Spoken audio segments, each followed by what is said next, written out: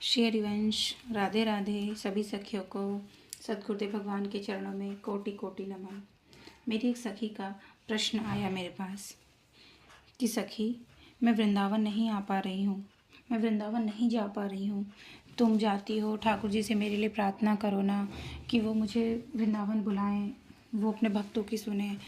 तो मैं उस सखी से सिर्फ इतना ही कहना चाहूँगी कि हमें किसी से कहने की ज़रूरत नहीं है कि ठाकुर जी से प्रार्थना करो या कुछ भी है, नहीं।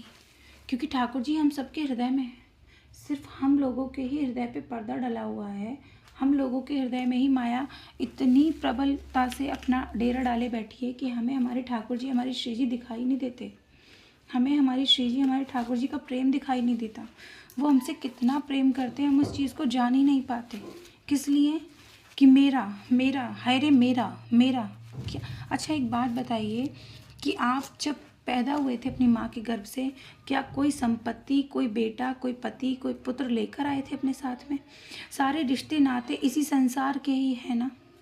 तो जब संसार का संसार में ही छूट जाना है तो संसार से सिर्फ हम व्यवहार क्यों ना करें? अपने प्रेम, अपने परिवार से, अपने बच्चों से हम प्रेम पूर्वक व्यवहार करके उनमें भगवत भाव क्यों ना रखें?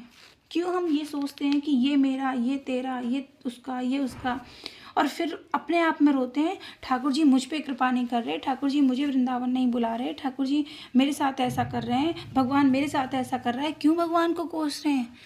एक बार अपने मन से पूछिए, अकेले में बैठकर पूछिए, एकांत में हो जाइए और ये पूछिए, क्या अगर हम दुख पा रहे हैं किसी भी कारण से, तो क्या उसमें हमारा तनिक भी दोष नहीं है? क्या हम निर्दोष हैं?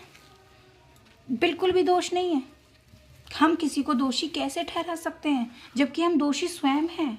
अपने दुखों का कारण हम किसी और को क्यों मान रहे हैं? क्यों?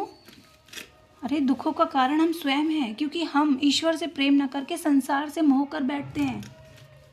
क्यों समझते हैं कि हमारा ये, हमारा वो हमारा ये, हमारा बेटा, हमारा पति, हमारा बच्चे, हमारे मित्र हमारा नहीं।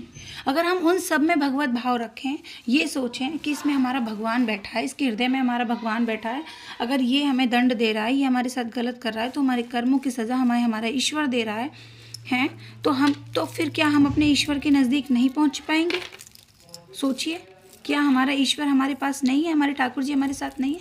ठाकुर जी हर पल हमारे साथ हैं, हर पल हमारे साथ हैं।